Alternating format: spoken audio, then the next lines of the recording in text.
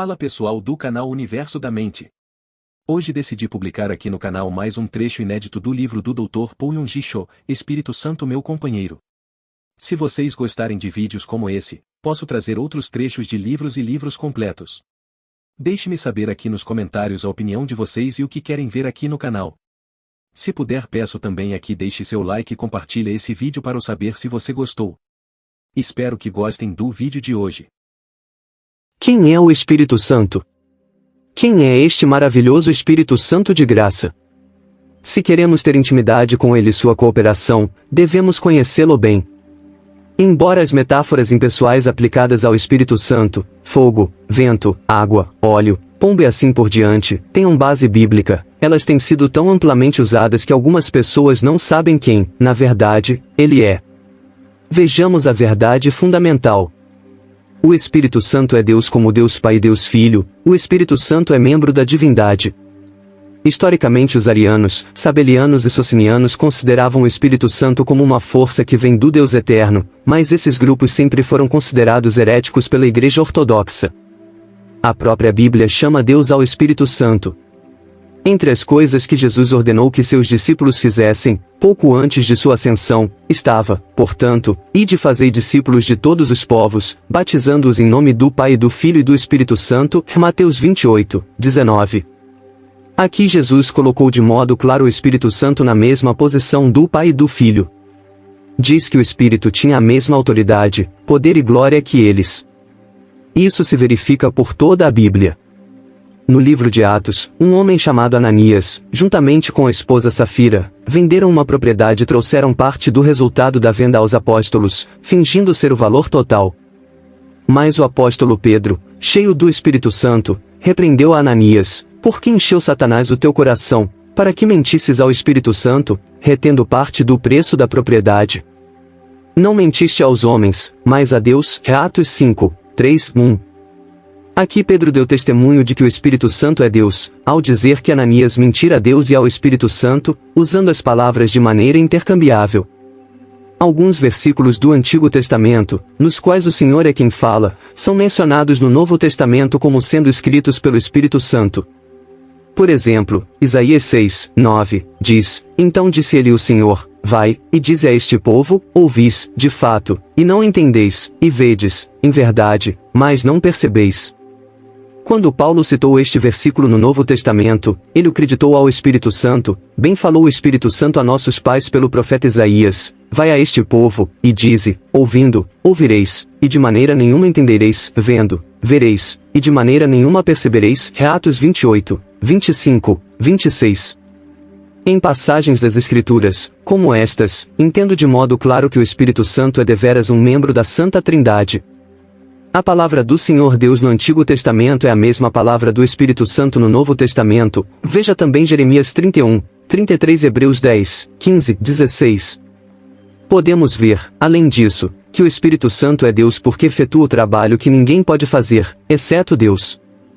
Criou o céu e a terra pela vontade de Deus, Gênesis 1, 2, e Jó 26, 13, ele ressuscitou os mortos, Romanos 1, 4, 6, 11, levou as pessoas a nascerem de novo, João 3, 5, 7, reprovou o mundo do pecado, da justiça e do juízo, João 16, 8, expeliu demônios, Mateus 12, 28. Além destas provas, o Espírito Santo tem todos os atributos de Deus. Só Deus é eterno, onisciente, onipotente e onipresente, e o Santo Espírito tem todas estas características. Lemos em Hebreus 9, 14 que o Espírito Santo é eterno, quanto mais o sangue de Cristo, que pelo Espírito eterno se ofereceu a si mesmo imaculado a Deus, purificará a nossa consciência das obras mortas, para servirmos ao Deus vivo. O Espírito Santo é onisciente, mas Deus nos revelou pelo seu Espírito. O Espírito penetra todas as coisas, até mesmo as profundezas de Deus, 1 Coríntios 2, 10. O Espírito Santo conhece todas as coisas, até as coisas profundas de Deus. O Espírito Santo é onipotente, respondeu-lhe o anjo, a Maria: descerá sobre ti o Espírito Santo, e o poder do Altíssimo te cobrirá com a sua sombra. Lucas 1, 35. É evidente que o Espírito Santo é o poder do Altíssimo, e para Deus nada é impossível. Por último, o Espírito Santo é onipresente. O Salmo 139 expressa bem esta onipresença. Falando ao Senhor, diz Davi, para onde me irei do teu espírito? Para onde fugirei da tua face? Se subir ao céu, tu aí estás, se fizer nas profundezas a minha cama, tu ali também estás. Como pode o Espírito Santo não ser Deus, sendo eterno, onisciente, onipotente e onipresente? Ele é também sublime, santo e glorioso como o Pai e o Filho. O Espírito Santo tem personalidade assim que tomamos conhecimento de que o Espírito Santo é uma pessoa, uma entidade que tem personalidade, assim como o Pai e o Filho, nossa posição e atitude com respeito a ele muda por completo. Há muitas maneiras pelas quais a natureza personificada do Espírito influencia nosso relacionamento com ele. No livro A Pessoa e a Obra do Espírito Santo, o evangelista e grande teólogo R.A. Torres chama a atenção para a importância da personalidade do Espírito Santo. Ele enfatiza que apenas um ser com personalidade pode entender nossos problemas e prestar-nos ajuda. Não podemos dialogar com pedras, árvores ou qualquer força impessoal.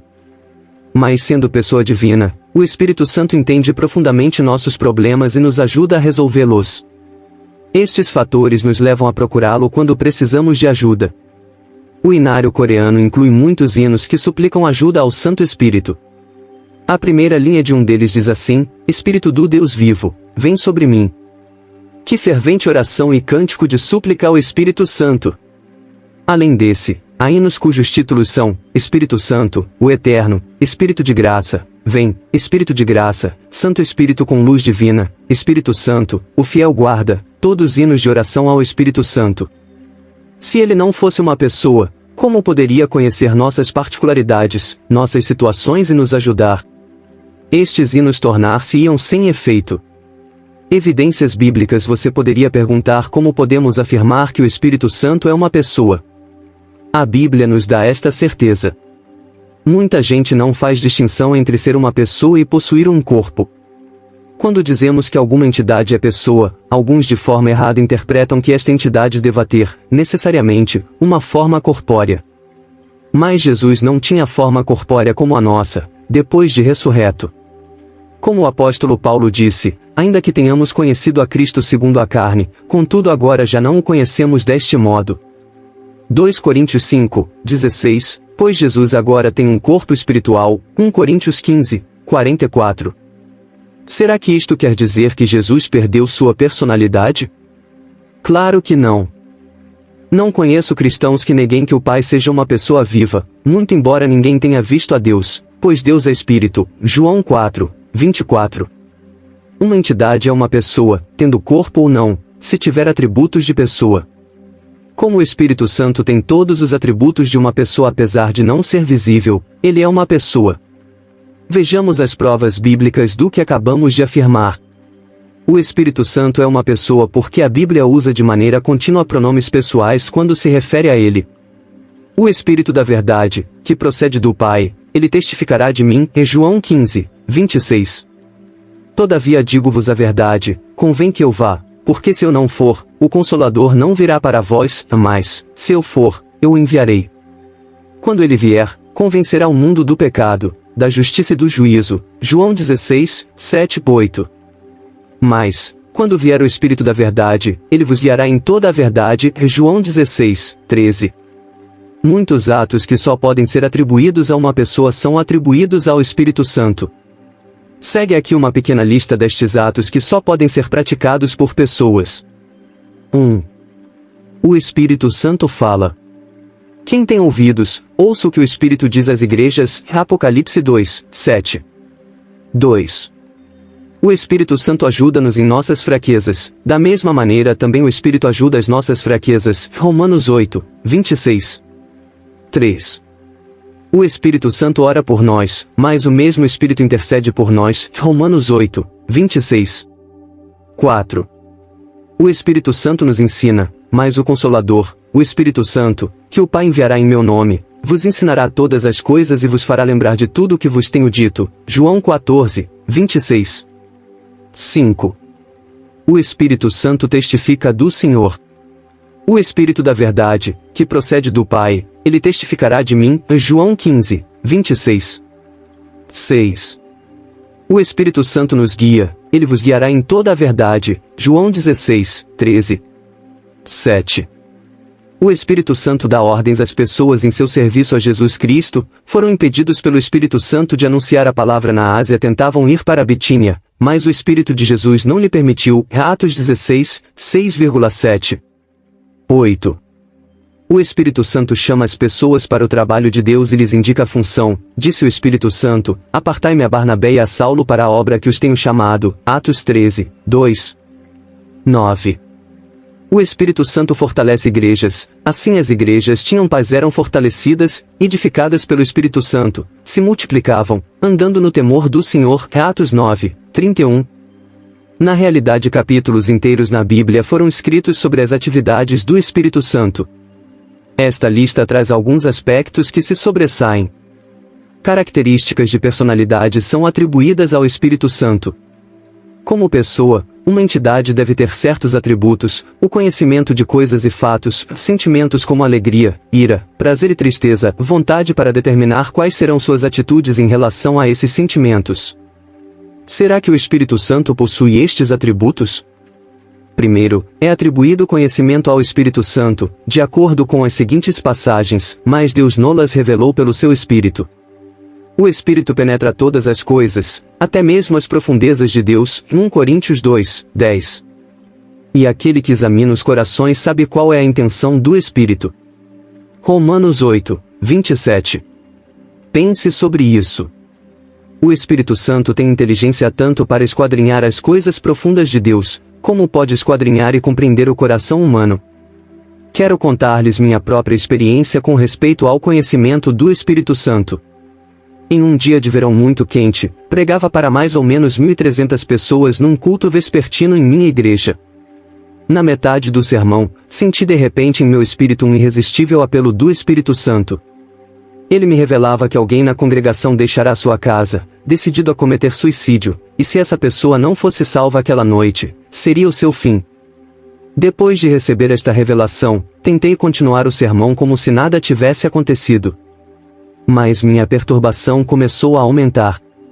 Finalmente, interrompi o sermão por alguns minutos e expliquei a situação à igreja. Se a pessoa de quem falo está presente, por favor levante a mão, disse. Uma jovem levantou a mão, e depois do culto fomos ao meu escritório. Ela saíra de sua casa com a intenção de não voltar mais lá, mas uma amiga a persuadira a assistir ao culto. Só tinha em mente cometer suicídio, até que ouviu sobre um Deus que se interessava por ela e queria livrá-la de seu desespero. Durante nossa conversa chorou amargamente, confessou seus pecados e voltou para casa, salva. Mais ou menos um ano depois, recebi uma carta sua dizendo que estava vivendo feliz com o Senhor. Uma experiência como essa assegura-me que o Espírito Santo conhece todos os nossos pensamentos íntimos e nossas circunstâncias. Sim, ele tem o conhecimento. Segundo, o Espírito Santo tem sentimentos e emoções, como se pode notar nestas passagens. Ora, a esperança não traz confusão, porque o amor de Deus está derramado em nossos corações pelo Espírito Santo que nos foi dado. Romanos 5, 5. E não entristeçais o Espírito Santo de Deus, no qual fostes selados para o dia da redenção. Efésios 4, 30. Mas o mesmo Espírito intercede por nós com gemidos inexprimíveis. Romanos 8, 26. Tais passagens bíblicas provam que o Espírito Santo possui uma variedade de emoções. Ele derrama o amor de Deus em nossos espíritos, ele pode sentir-se magoado, triste, ele ora de maneira fervorosa a nosso favor. Terceiro, o Espírito Santo tem uma vontade, tem determinação, e age de acordo com sua vontade e plano. Mas um só e o mesmo Espírito opera todas estas coisas, distribuindo particularmente a cada um como quer. 1 Coríntios 12, 11. Foram impedidos pelo Espírito Santo de anunciar a palavra na Ásia.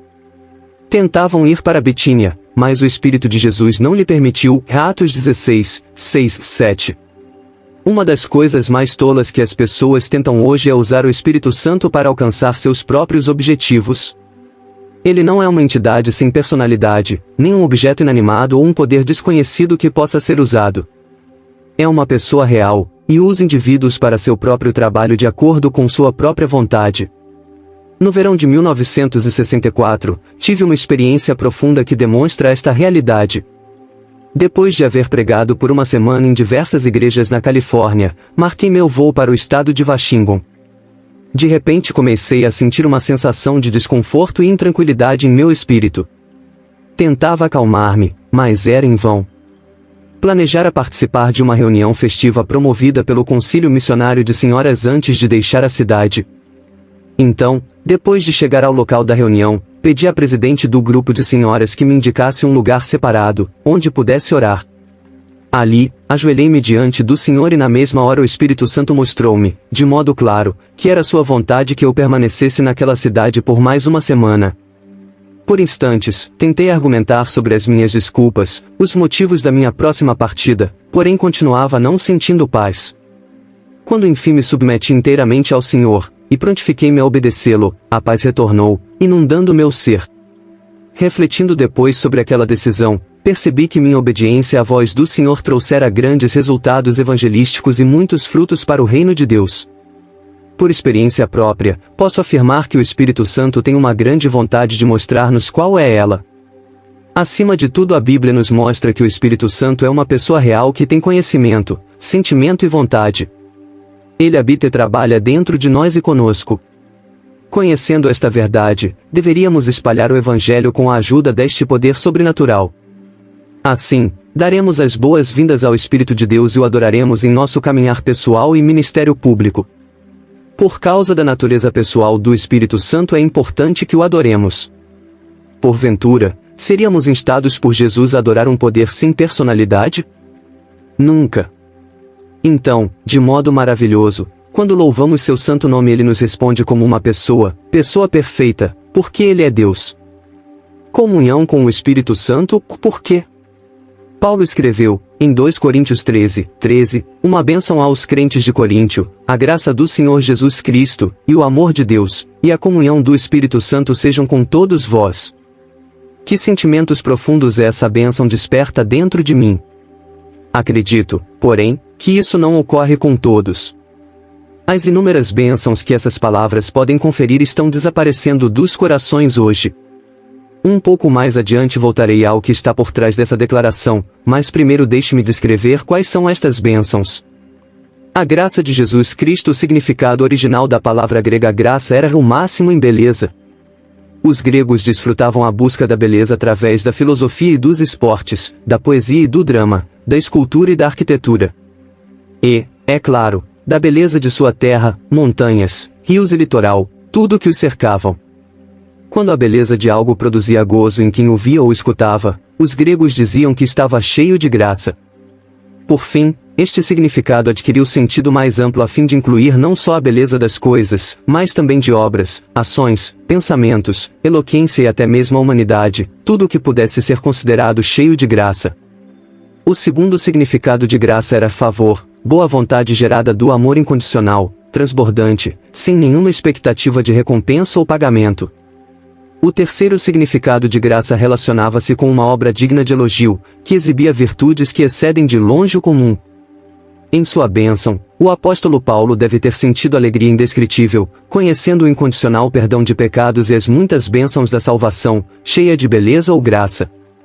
O amor de Deus. De que modo deveríamos aceitar a seguinte bênção: o amor de Deus seja com todos vós. Será que nos tornamos tão insensíveis ao ponto de ouvir falar do amor de Deus sem nos comovermos ou sem que nosso coração se constranja? Quase todos os cristãos hoje podem citar João 3,16 quem é. Entretanto, apenas as letras permanecem, tendo caído no esquecimento a vida que nelas há. Há diversos tipos de amor: o paterno, pelos filhos de nossa própria carne e sangue, o amor que anseia pelo sexo oposto, e o amor fraternal que nos dá alegria quando gozamos do companheirismo de amigos queridos. Mas o amor humano não pode, de maneira alguma, comparar-se com o amor de Deus.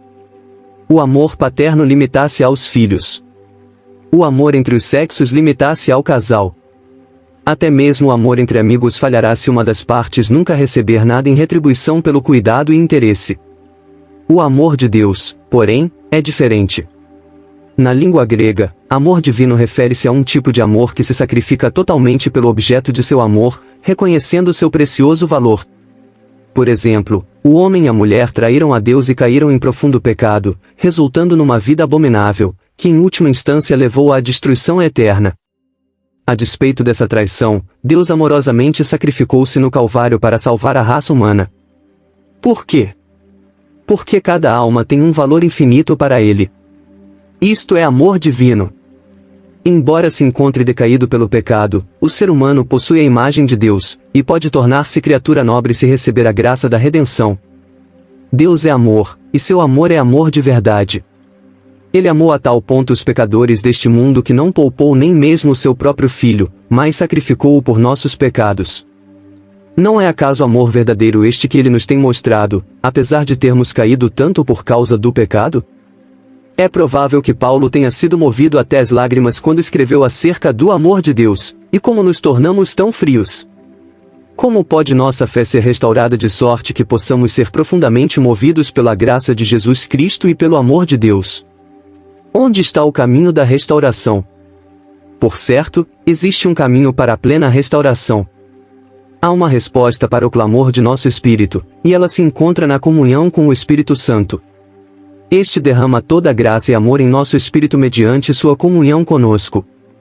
A comunhão do Espírito Santo. Comunhão significa comunicar-se com alguém, viajar juntos, transportar-se junto. O esplêndido desenvolvimento dos transportes tem feito do mundo moderno uma grande aldeia global. Por meio de rápido e conveniente sistema de transporte, pessoas de todo o mundo compartilham o que é necessário para satisfazer suas necessidades culturais, políticas, econômicas, militares e científicas. Não é exagero dizer que podemos medir uma civilização pelo desenvolvimento de seu sistema de transporte. Suponhamos que este global sistema de transporte fosse, de um momento para outro, levado a uma paralisação. O mundo inteiro se tornaria um verdadeiro inferno. Quase todo tipo de trabalho terminaria por paralisar-se. As cidades sofreriam fome e frio, quando o alimento e os estoques de combustível tivessem acabado. As áreas rurais e as fábricas se veriam inundadas de montanhas de produtos agrícolas e mercadorias em estado de decomposição, visto que os canais de comercialização estariam obstruídos. O transporte não é uma comodidade que se possa dispensar. Ele é necessário ao bem-estar humano. De igual modo, a comunhão do Espírito Santo é um viajar diário e constante no companheirismo dele, é essencial ao nosso bem-estar espiritual. A medida de nossa fé está na proporção direta de nossa comunhão com o Espírito Santo. Mediante esta comunhão, recebemos bênçãos espirituais e lhe falamos de nossos sinceros desejos. Embora a graça de Jesus Cristo e o amor de Deus sejam imensuravelmente abundantes no céu, eles são inúteis para nós se não nos alcançarem. De modo semelhante, embora tenhamos o coração cheio de bons desejos, se o Consolador não nos ajudar a comungar com Deus pela oração, não podemos orar como convém. A Bíblia é clara na confirmação deste fato. Ora, o Senhor encaminha os vossos corações ao amor de Deus e à constância de Cristo. 2 Tessalonicenses 3, 5. Neste versículo, o Senhor refere-se à terceira pessoa da Trindade, visto ser ela quem nos conduz ao amor de Deus e à constância de Cristo, ou seja, a esperar com paciência por Cristo. Por mais que sejam abundantes a graça de Jesus Cristo e o amor de Deus, se o Espírito Santo não encaminhar nosso coração a tal graça e amor, nossa fé será expressa por palavras vazias. Se o Consolador não nos ajudar a comungar com Deus, nossa oração será como a dos fariseus, carente de vida por completo. A Bíblia ensina com clareza que o Espírito nos assiste em nossa oração, da mesma maneira também o Espírito ajuda as nossas fraquezas. Não sabemos o que havemos de pedir como convém, mas o mesmo Espírito intercede por nós com gemidos inexprimíveis. Romanos 8, 26. O versículo 20 da carta de Judas também ressalta o lugar do Espírito em nossa vida de oração. Mas vós, amados, edificando-vos sobre a vossa santíssima fé, orando no Espírito Santo. A palavra comunhão, usada por Paulo em sua bênção aos Coríntios, a comunhão do Espírito Santo seja com todos vós, tem implicações profundas. A palavra grega tem dois significados importantes. Companheirismo. O primeiro significado refere-se ao companheirismo na base de íntima amizade. Sem companheirismo com o Espírito Santo não pode haver vida espiritual, não há fé com poder e vitória.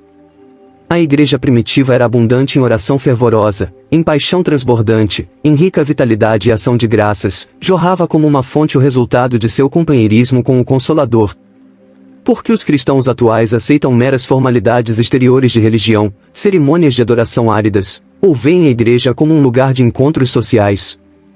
Este vazio tem deixado os jovens cansados do cristianismo e de sua forma de piedade. Eles se desiludiram, porque a igreja perdeu sua vida espiritual. John A. Mackay, ex-deão da Faculdade Teológica da Universidade de Princeton e do Seminário Teológico da Aliança Presbiteriana, disse numa reunião presbiteriana: é melhor que nos aproximemos da religião com sentimentos naturais do que irmos a ela com formas estéticas e metódicas carentes de poder dinâmico. Um dos mais importantes problemas que a igreja enfrenta hoje é que ela considera correto expressar os sentimentos em todos os campos, exceto na religião. A igreja presente necessita prover algo que inflame todas as paixões humanas. A partir do momento em que a igreja esteja programada e despersonalizada por completo, ela se torna meramente um memorial fúnebre de Deus em vez da instituição viva do poder de Deus. Qual a solução do problema que ele destaca? Fervoroso companheirismo com o Espírito Santo vivo. Sem ele, a igreja esfria-se dia após dia, a adoração passa a ser mecânica. A fé perde a paixão ardente que dá profundidade à nossa personalidade toda. Este tipo de fé é como um fogão sem fogo. Sabendo isto, a primeira pergunta que o apóstolo Paulo fez a alguns efésios que pareciam cansados e abatidos foi: recebestes vós o Espírito Santo quando crestes? Atos 19, 2.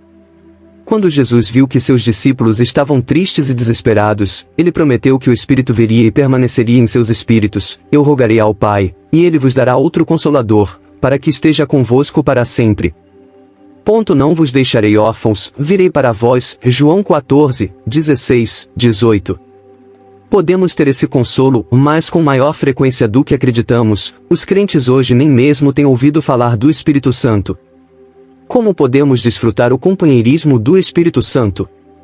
Primeiro, reconhecendo que ele está presente em sua igreja e o recebendo de bom grado, desejando sinceramente sua orientação e dependendo dele a cada instante. O amor de Deus e a graça de Jesus só podem alcançar nosso espírito mediante esse companheirismo com o Espírito Santo. Parceria na evangelização. O segundo significado da palavra comunhão é trabalhar em parceria. Lucas 5, 10. Ir conformar-se com. Veja Filipenses 3, 10. Trabalhar juntos como parceiros no mesmo propósito e compartilhar alegria, tristeza, vitória e provações. O Espírito Santo foi enviado à Terra com a finalidade de trabalhar em parceria com os crentes, para vivificar espíritos mortos dando testemunho da graça de Jesus Cristo. Antes de deixar este mundo, Jesus disse aos seus discípulos: quando vier o Consolador, que eu da parte do Pai vos enviarei, o Espírito da verdade, que procede do Pai, ele testificará de mim. E vós também testificareis, pois estáis comigo desde o princípio. João 15, 26, 27. Podemos entender, daí, que a grande missão de pregar o Evangelho foi dada primeiro ao Espírito Santo e depois aos santos que creram no Senhor. Mas Jesus enfatiza aqui que a obra de evangelização deveria ser levada a cabo como uma ação conjunta entre o Espírito Santo e a humanidade, com o Espírito Santo participando neste trabalho como o principal obreiro. Podemos concluir que o motivo todo de a evangelização hoje progredir tão pouco, é porque a igreja regrediu na obra de ganhar almas, e porque ela tem estado à beira da falência, pois o companheirismo com o Espírito Santo foi rompido. Nos dias atuais, as pessoas não reconhecem o Espírito Santo nem o recebem de bom grado. Uma vez que não dependem dele, terminam em fracasso, tentando com esforço próprio realizar a obra de Deus. Este trágico fracasso foi ressaltado claramente no livro do Apocalipse: eis que estou à porta, e bato. Se alguém ouvir a minha voz, e abrir a porta, entrarei em sua casa, e com ele cearei, e ele comigo. Apocalipse 3, 20. Se essas palavras tivessem sido endereçadas ao mundo incrédulo, não causariam surpresa. Mas foram ditas à igreja de Laodiceia, aos crentes no tempo do fim do mundo. Que horrível revelação! Pense nisso. Nosso Senhor disse que estaria conosco sempre mediante o Espírito Santo. Entretanto, a igreja tenta fazer a obra de Deus mediante adoração centrada no homem, afastando o Espírito Santo e deixando-o do lado de fora. Não era assim na igreja primitiva. Os santos do primeiro século reconheciam que a evangelização devia ser feita do princípio ao fim acompanhados com o Espírito Santo. Quando os apóstolos pregadores foram levados perante o conselho judaico em Jerusalém a fim de serem examinados, Pedro respondeu nestes termos às perguntas do conselho: o Deus de nossos pais ressuscitou a Jesus, a quem vós matastes, suspendendo no madeiro. Deus, com a sua destra, o elevou a príncipe salvador, para dar a Israel o arrependimento e a remissão dos pecados. Nós somos testemunhas destas palavras, nós e também o Espírito Santo, que Deus deu àqueles que lhe obedecem. Atos 5, 30, 32. Pedro confirmou ali que a obra de evangelização dos apóstolos era executada de parceria com o Espírito Santo. Jesus não começou a pregar o reino do céu senão depois de haver recebido a plenitude do Espírito Santo. Só então ele levou a cabo seu ministério em 3 anos e meio com grande poder e autoridade. Reconhecida esta verdade, como ousamos pensar que podemos realizar a obra de Deus somente com poder e sabedoria humanos? Um jovem por nome Archibald Brown entrou para uma escola de preparação de pastores estabelecida pelo pregador C. H. Spurgeon, de renome mundial. Depois que Brown recebeu o diploma dessa escola, ele se tornou um pastor bem-sucedido em Londres e milhares de pessoas se apinhavam para ouvi-lo. Muitos admiravam a tremenda unção do jovem pastor e se perguntavam de onde vinha seu grande poder. Depois de sua morte, o segredo foi descoberto na velha e manuseada Bíblia que ele usava. Em Atos 15, 28 ele havia registrado uma nota ao pé da página: quão importante é um trabalho onde nosso companheiro principal é o Espírito Santo. Sem sua parceria, nenhuma vida de fé ou obra evangélica tem valor. A bênção e o sucesso em nossa vida de fé e de pregação do Evangelho também estão em proporção direta à profundidade do companheirismo com o Espírito Santo. Depois de ressurreto e antes de sua ascensão, Jesus reuniu seus discípulos junto a si e ordenou-lhes que pregassem o Evangelho ao mundo inteiro. Portanto, ide fazei discípulos de todos os povos, batizando-os em nome do Pai, do Filho e do Espírito Santo, ensinando-os a guardar todas as coisas que eu vos tenho mandado. E certamente estou convosco todos os dias, até a consumação do século. Mateus 28, 19, 20. Mas depois de lhes haver dito isto, o Senhor não mandou que começassem a pregar o Evangelho de imediato. Disse-lhes que a pregação do Evangelho não poderia ser feita sem a companhia do Espírito Santo. Envio sobre vós a promessa de meu Pai, mas ficai na cidade, até que do alto sejais revestidos de poder. Lucas 24, 49. Pois João batizou com água, mas vós sereis batizados com o Espírito Santo, não muito depois destes dias. Mas recebereis poder, ao descer sobre vós o Espírito Santo, e sereis minhas testemunhas. Atos 1, 5, 8. A maravilhosa vitória do Evangelho na igreja primitiva ocorreu porque os discípulos obedeceram à ordem de Jesus, de modo incondicional. Eles ficaram em Jerusalém até que foram cheios do Espírito Santo, e então pregaram. G. Campbell Morgan, teólogo inglês e pastor abençoado, escreveu este comentário de Atos 5, 30, 32, o testemunho do Espírito Santo é o único poder definitivo com o qual a igreja pode contar. Dentre outros fatores, este é o mais poderoso. Se não pudermos cooperar bem com o Espírito Santo, não poderemos exercer a influência do Evangelho nem em Jerusalém, nem em Londres. Se os que pregam o Evangelho não são dotados com este poder invisível, e se a igreja não refletir ao mundo esta luz eterna e misteriosa que ela recebeu, ambos serão sempre deficientes, inúteis e tão frios quanto a morte, embora seu aspecto exterior pareça imaculadamente perfeito e excelente.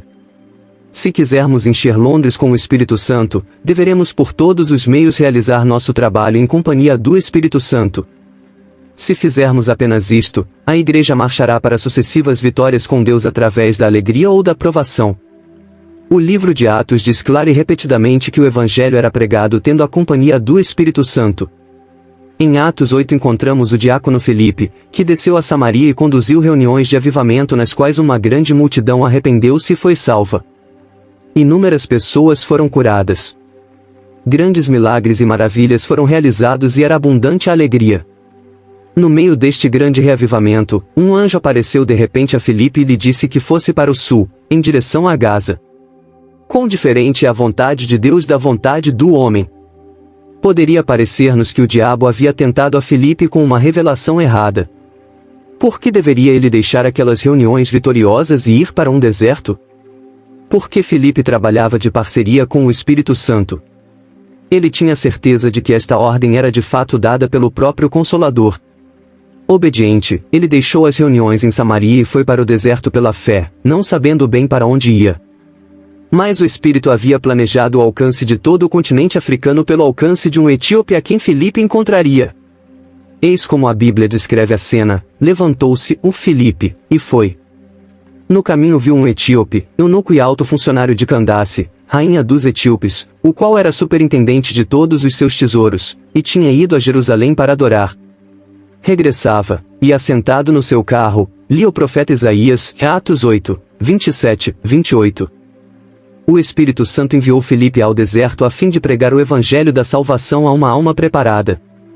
E como este etíope foi salvo, Filipe ceifou uma colheita muito maior do que teria ceifado se tivesse permanecido em Samaria dirigindo reuniões de evangelização. Não deveríamos negligenciar nem desprezar o que parecem ser pequenas ordens do Espírito Santo, não temos a mínima ideia do que ele pode estar planejando. A palavra do Espírito Santo a Filipe foi até mais específica. Disse o Espírito a Filipe: chega-te, e ajunta-te a esse carro. Atos 8, 29. Guiado dessa maneira, Filipe aproximou-se do carro no momento e no lugar exatos quando o eunuco etíope lia o capítulo 53 de Isaías, a profecia do sofrimento de Cristo para nossa expiação. Que orientação maravilhosa e horário apropriado! Depois de ouvir a explicação, o etíope recebeu a Jesus como Salvador. Havendo ele chegado a um lugar onde havia água, foi batizado. O que ocorreu depois disso mostra quão poderoso pode ser o companheirismo com o Espírito Santo na obra da pregação do Evangelho. Quando saíram da água, o Espírito do Senhor arrebatou a Filipe, e não o viu mais o eunuco, mas, jubiloso, continuou seu caminho. Atos 8, 39. O Espírito do Senhor arrebatou a Filipe. Isto é que é verdadeiro companheirismo. Alguns poderiam explicar nossa falta de poder com a desculpa de que o Espírito Santo já não opera desse modo em nossos dias. Mas Jesus disse: Ele, o Pai, vos dará outro Consolador, para que esteja convosco para sempre. João 14, 16, grifos do autor. O Espírito é o mesmo para sempre e ele está conosco neste momento. Se ele não pode realizar o trabalho é porque os crentes hoje o traem e negam, e além de não dependerem dele, ainda não lhe prestam atenção. Negligenciar o Espírito Santo é que faz o poderoso Evangelho tornar-se notícia ultrapassada, como a antiguidade num museu. No capítulo 10 de Atos encontramos outra cena de trabalho em conjunto.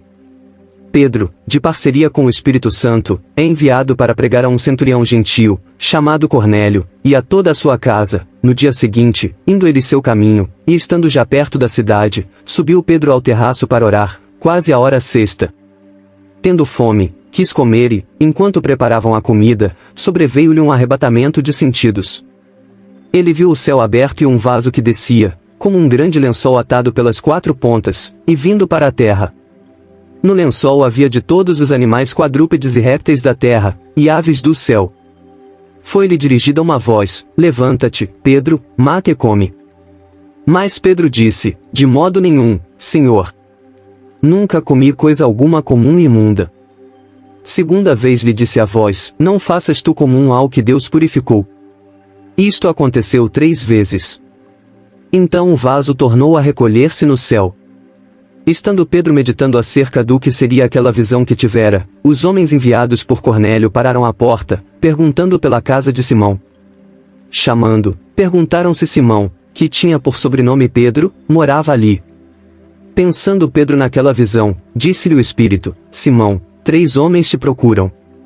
Levanta-te, desce, e vai com eles, não duvidando, pois eu os enviei. Atos 10, 9, 20. Aqui, uma vez mais, podemos entender que o Espírito opera para o livramento de almas. Cornélio, centurião do exército romano em Cesareia, era homem devoto, mas ainda não tinha recebido a salvação. O Espírito Santo de Deus, pela mensagem de um anjo, instruiu a Cornélio que mandasse chamar a Pedro como vaso para pregar o Evangelho. Veja W. 1:8. Pedro, criado como judeu ortodoxo, detestava amizade ou até mesmo uma simples conversa com gentios, que eram imundos de acordo com a lei judaica. Mas a fim de alargar o campo do ministério de Pedro, o Espírito Santo fê-lo ter uma estranha visão, 3 vezes, e então ordenou a Pedro que não duvidasse, mas fosse à casa do gentio Cornélio. Que ministério maravilhoso do Espírito Santo! Ele havia preparado ambas as partes, o mensageiro e o que recebia a mensagem. Escapa a nossa compreensão o quanto é necessário, desesperadamente necessário, este mesmo ministério do Espírito Santo hoje. Enviar um vaso preparado para um espírito preparado. Deus é o único que conhece o horário certo.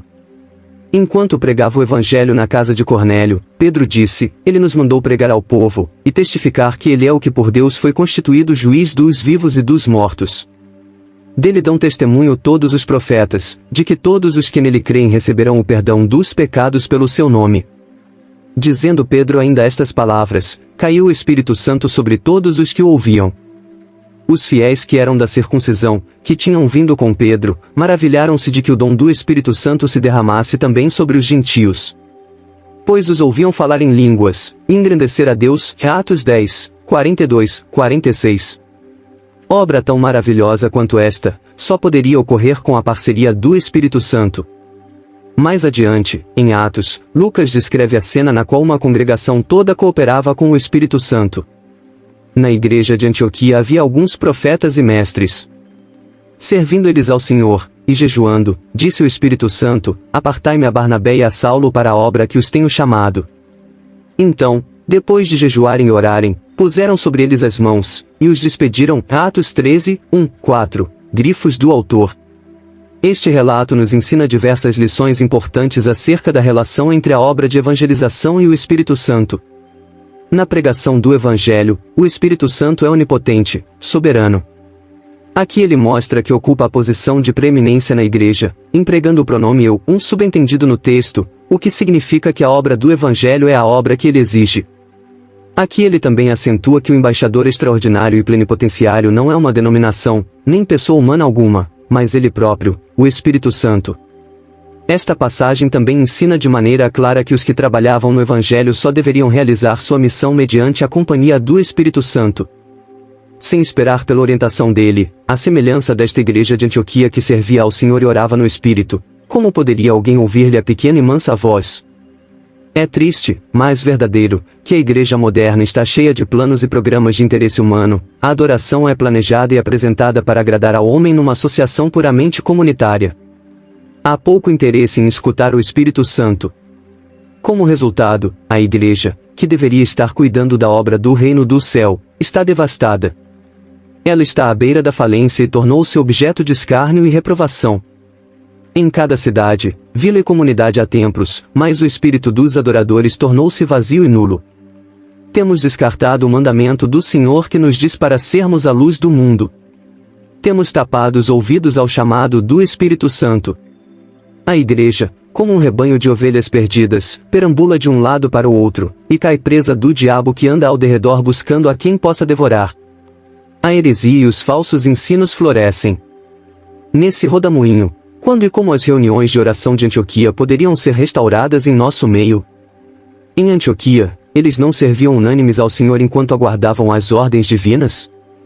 Não jejuavam e oravam sinceramente a fim de estar aptos para a obra, na qual o Consolador era companheiro inseparável?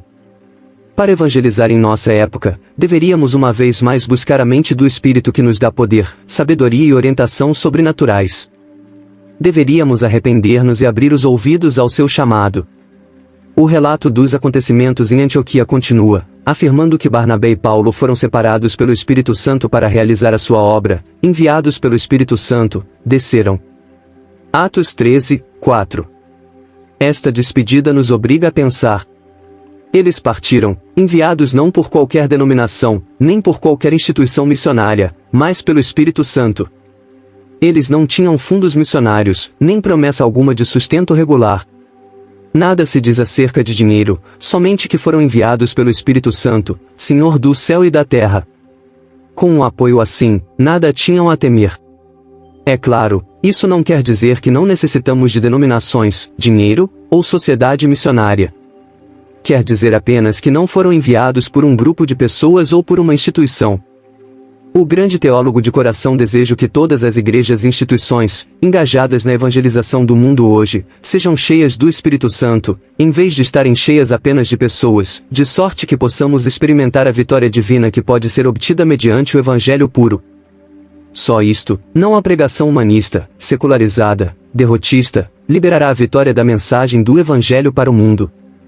Por trás dos bastidores, estabelecendo base segura para a obra da evangelização, o Espírito Santo era também o companheiro da igreja primitiva para solucionar questões teológicas. Como um invisível diretor de cena, ele tinha a autoridade final para supervisionar, ensinar e dirigir.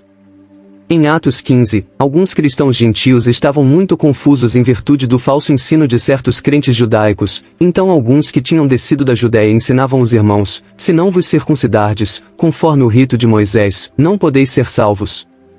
Tendo tido Paulo e Barnabé não pequena discussão e contenda com eles, resolveu-se que Paulo, Barnabé e alguns dentre eles subissem a Jerusalém, aos apóstolos e aos anciãos, por causa dessa questão. W.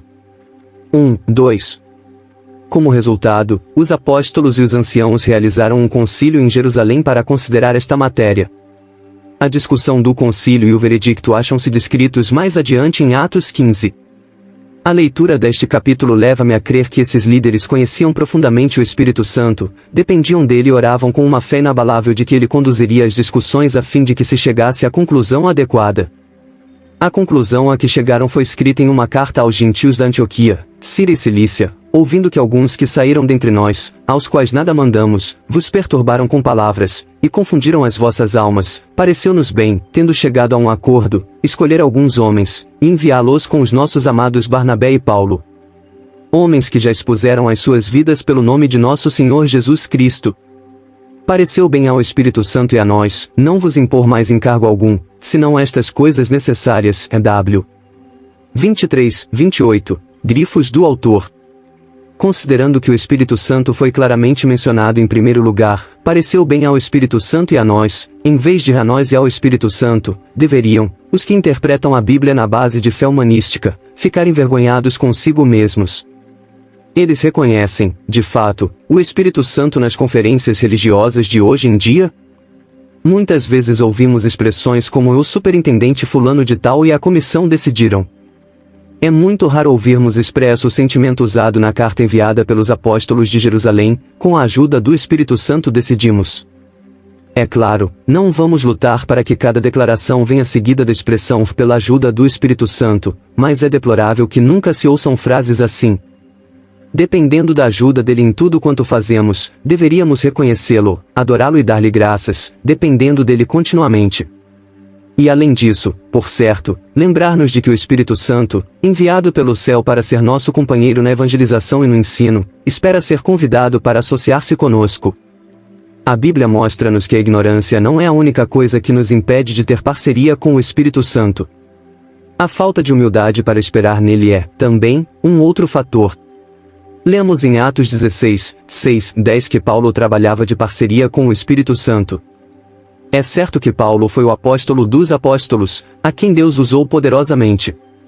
Mas devemos reconhecer, de igual modo, que até um apóstolo, tão sensível ao Espírito Santo como Paulo, era capaz de cometer atos afoitos devido ao seu grande zelo na pregação do Evangelho. Foi isto que aconteceu. Passando, Paulo e Silas, pela Frígia e pela província da Galácia, foram impedidos pelo Espírito Santo de anunciar a palavra na Ásia. Quando chegaram a Mísia, tentavam ir para a Bitínia, mas o Espírito de Jesus não lhe permitiu. Quando lemos esta passagem, parece-nos que estamos vendo Jacó lutando com um anjo de Deus. As expressões "se foram impedidos pelo Espírito Santo" e "o Espírito de Jesus não lhe permitiu" têm um sentido combativo. Paulo tentava avançar para pregar, e o Espírito Santo puxava-o para trás. Cenas assim tão vividas na Bíblia mostram-nos que o Espírito Santo dirigia os passos de Paulo. É impossível captar plenamente a tremenda lição que esta passagem ensina. Esta cena maravilhosa revela, com clareza, que o Espírito Santo quer tomar parte na obra do Evangelho como companheiro, e que o iniciador da obra não é nenhum ser humano, mas o Espírito Santo. Quando eles não se deixam conduzir com facilidade, o Espírito Santo usa até mesmo a força para fazer que seus santos obedeçam ao plano de Deus para a realização de sua obra. Ele nos manda evangelizar, nos envia à colheita, mas ele deve ser o participante principal.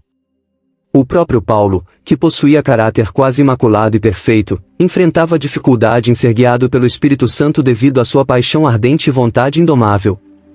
Talvez o objetivo de Deus, permitindo que Paulo tivesse um espinho na carne, 2 Coríntios 12, 7, fosse para que Paulo sentisse sua fraqueza e dependesse inteiramente do Senhor. Deduzimos daí que devemos sempre buscar primeiro a orientação do Espírito Santo, e sermos obedientes e quebrantados a fim de podermos ser conduzidos por Ele, como ovelhas por um pastor. Só então poderá o Evangelho ser pregado em parceria com o Espírito. Se tentarmos fazer o trabalho sem ele, entristeceremos o coração de Deus, pois tal companheirismo é indispensável à Igreja. Espero que tenham gostado, pessoal. Um recado final. Se você quiser receber gratuitamente esse e outros livros áudios aqui do canal Universo da Mente, basta você fazer parte do meu canal. E se você está gostando dos livros e seminários dublados aqui do Universo da Mente, curta, compartilhe e inscreva-se, ajude a continuar dublando o vídeo de outros mestres internacionais, e postando também livros edificantes completos. Fique com Deus, um abraço.